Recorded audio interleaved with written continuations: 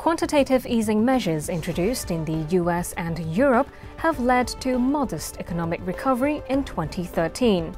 But demand from emerging markets meant Hong Kong's external trade still recorded a 3.2% growth in the first 3 quarters of the year. But what's the export outlook shaping up to be for next year? The HKTDC's principal economist, Daniel Poon, is here to offer some insights. Daniel, what are your views on Hong Kong exports in 2014? We will see an improvement in the global trade environment next year, characterized by a synchronized upturn of the major developed economies. Indeed, it will be the first time in 3 years that we will see economic growth in the US, the EU, and Japan at the same time.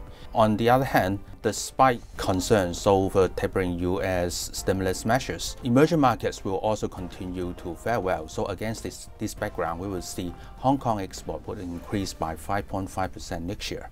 And it will be an improvement over an estimated 3.5% growth this year. The US will lead the growth, the EU will bottom out, and Japan will also have sustained the economic growth next year. With such improvement in the economy, consumer sentiment will improve, and then the demand for imports will increase. Trade statistics reveal that the unit value of Hong Kong exports crept just 0.9% in the first 3 quarters of this year. This reflects consumer frugality. Recent data has also shown that consumer confidence in the US and Europe remain low. How will that affect the Hong Kong exporters? In the US, although the economic growth will be quite resilient, but then there are lingering concerns about the fiscal and debt problems. So consumer sentiment will be adversely affected, at least for a certain extent. Apart from the US, in the EU, the debt crisis actually is far from over. Different member states still have to adopt austerity measures, and that will constrain consumer spending.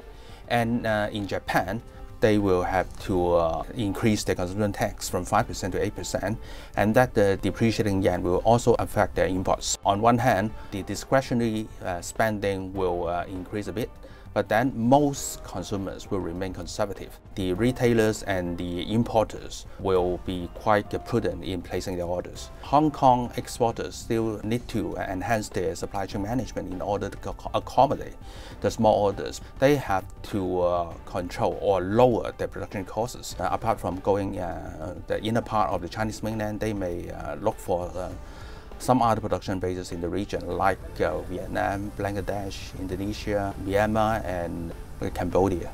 Recovery has been slow for mature economies. Emerging markets such as China, Latin America, and Eastern Europe have become the driving force for Hong Kong exports. Looking ahead, Daniel, do you think these emerging markets can sustain growth in 2014? For the emerging markets, although there are concerns about an outflow of capital due to the tapering US stimulus measures, we still see that there will be continued growth in the emerging economy because they have very strong economic fundamentals right now. Over the past years, they have adopted a number of structural reforms as well as exercised some prudent macroeconomic management policy. And even if there is any adverse impact on emerging market caused by the US tapering, the impact will be short and temporary. So we will see there will continue growth of most emerging markets, and the absorption capacity for our products will still be strong. Among the major economies in the developing world, China will continue to lead growth.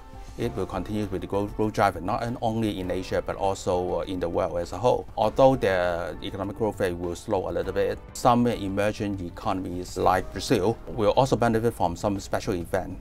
For Brazil, because of the hosting of the World Cup next year, it will lead to faster economic growth as well as an influx of tourists. And it will bode well for Hong Kong's export of related products like souvenir, some sportswear, as well as some products for the domestic consumers like TVs.